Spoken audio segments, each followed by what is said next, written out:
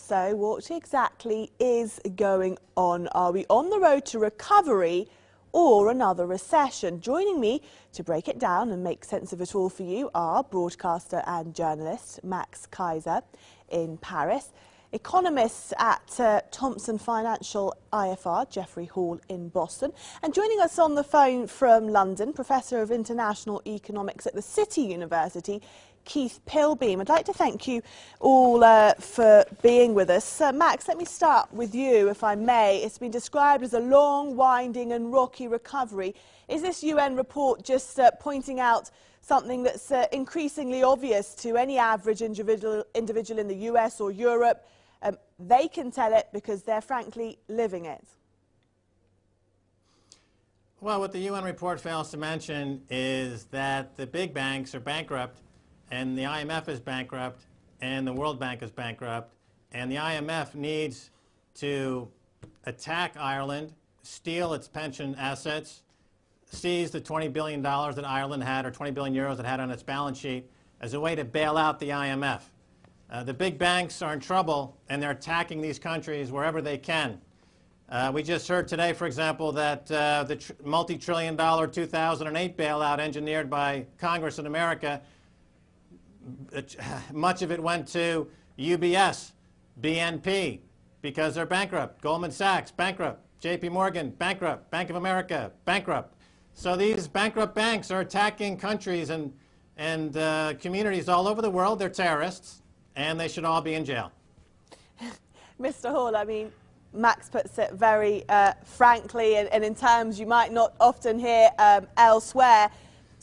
Others that are becoming back actual unemployment rate be in countries across Europe and the United States? Well, it's not about creating jobs. It's not about addressing the unemployment issue at all. The Federal Reserve Bank and central bankers around the world will say, we want to create jobs because we're concerned about deflation.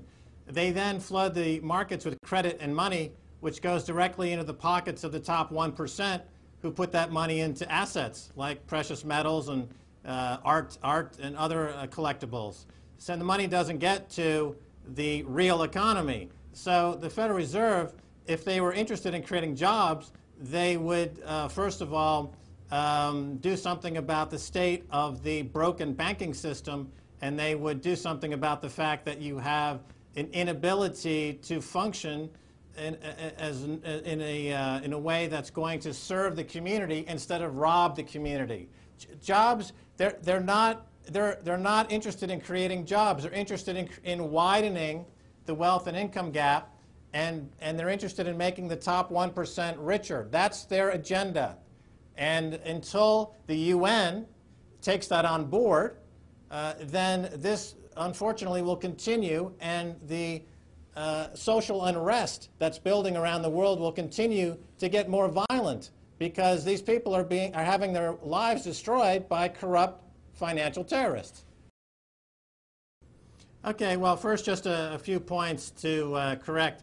The debt in the U.S. is not $14 trillion. You have to add in the $5 trillion for Fannie Mae and Freddie Mac, plus the $6 trillion implied in the Bank of America foreclosure scandal. So the debt is actually closer to $25 trillion. Speaker said it took $1 of debt for $1 of GDP. That's wrong. It now takes $5 of debt for $1 of GDP. He's talking about the 1-to-1 ratio that was existent 30 years ago. And the comment made about synthesizing monetary and fiscal policies, that's obviously academic claptrap. That refers to nothing. It's gobbledygook. It's nonsensical. Just admit that from your memory banks because it's ridiculous.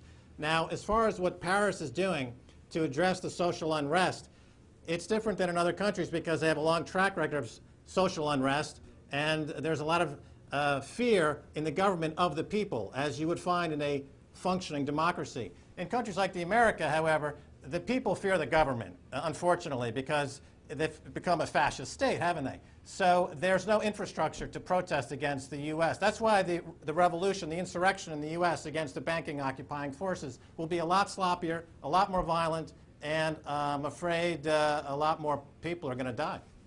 Jeffrey Hall, why don't you think we've seen such action in the United States? I mean, this is where the financial crisis kicked off. It's spread across the world. We're seeing the unrest in Europe. We're seeing the mass anger and the people out on the streets, but we're not seeing it across America.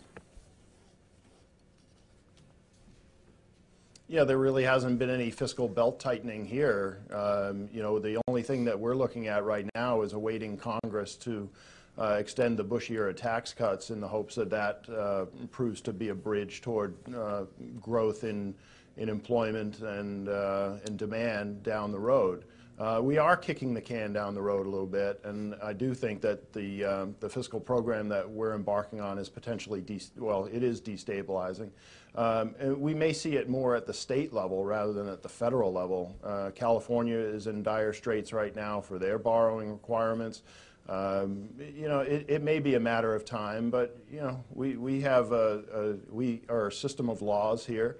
And so far, our citizenry has responded well to some of the calamities that have faced them in the last 3 years. I just don't put that you know, negative a spin on the domestic outlook or the world outlook. Yeah, just a quick correction on a previous comment referring to the U.S. being a nation that's dictated by the rule of law. Of course, it doesn't apply to the financial institutions who are routinely breaking the law, as we find with Goldman Sachs, who, as part of the foreclosure crisis, broke the law in 4 separate genres of law breaking: fraudulent inducement, fraudulent security selling, and go right down the list. Now, the U.S. dollar is the world reserve currency. It's insulated the U.S. from a rise in gas and energy to some extent. But we see the world walking away from the dollar now. China and Russia are doing currency swaps. They're moving outside of the dollar. You've got the Shanghai Cooperation Organization of China, Russia, and Iran, which are now a bloc that's moving away from the dollar. They're all aggressively buying precious metals to insulate themselves against the coming dollar collapse.